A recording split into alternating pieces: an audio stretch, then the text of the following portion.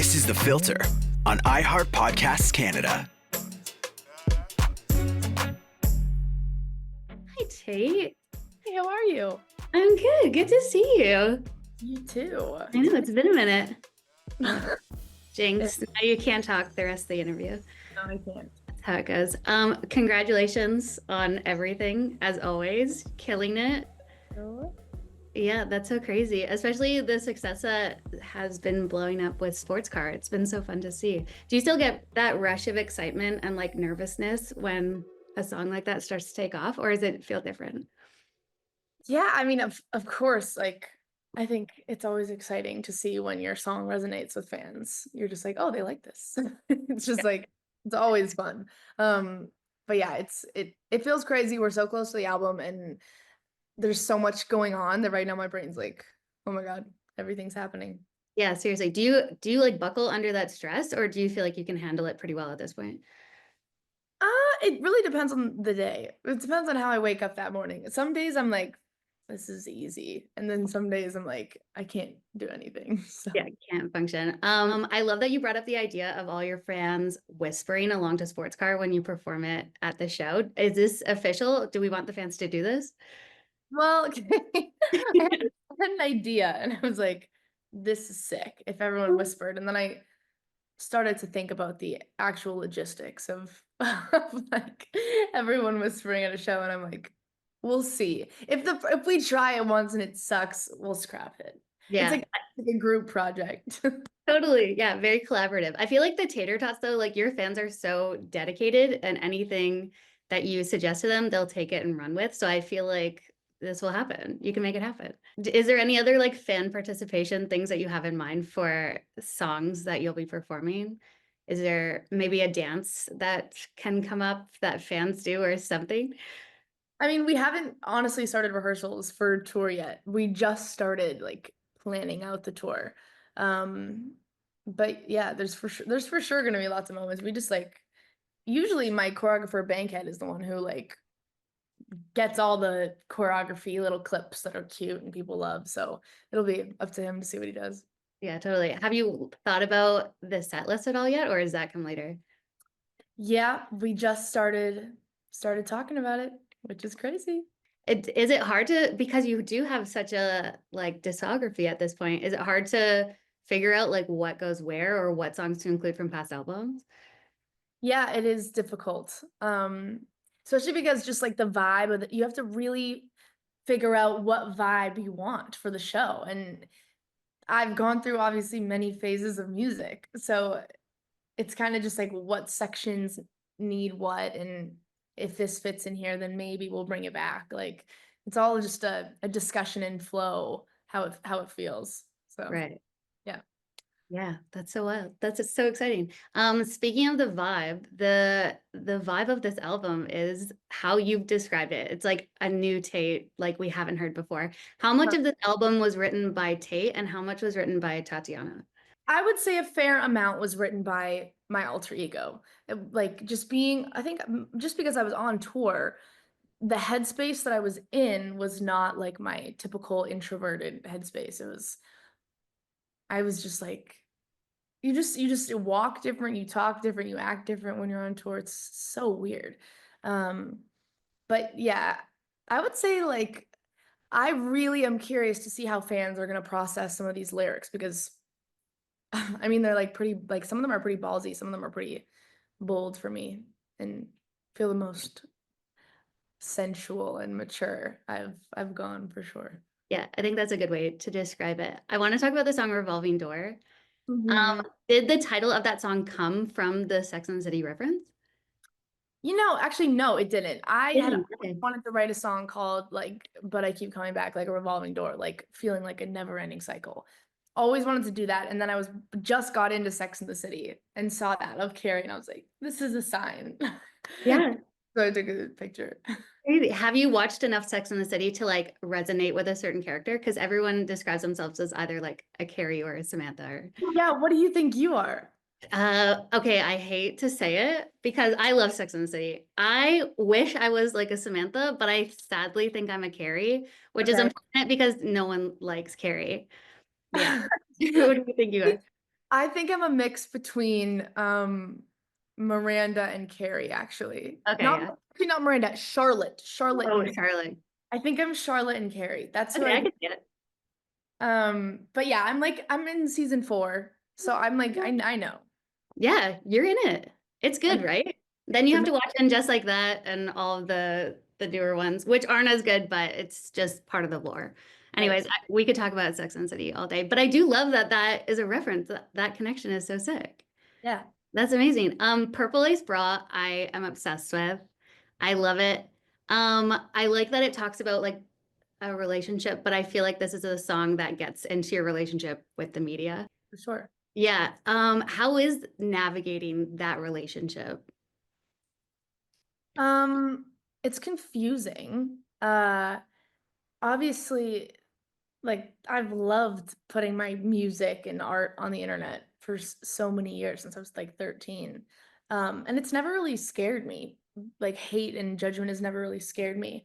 But I think when it came to like this year and turning 21 and feeling like a woman for the first time and feeling confident and like in my own body, like to feel that much talk about women's bodies and their face and the way that they act and the way they talk is so exhausting sometimes. It's like it is literally never ending. It just and I just feel like sometimes the internet's such a hateful, judgmental place. And it is like it was, I think, difficult for me, like just trying to like, you know, feel like as every girl does, try to feel good in their skin and want to live their life a certain way and then get like constant like um what's the word? Get Like berated? yeah, it's just like it's just conflicting in your brain sometimes. And I think I was dealing with that a little bit, being like I want to release the art that I want to release and I want to put out things that I believe in, but then also just like having to deal with all of that afterward is like a whole other thing. Literally, when you reference things like being seen and not heard, does that change the way that you approach your songwriting? Yeah, for sure. I think I mean I feel like I've always been very straightforward on how I felt about things. Mhm.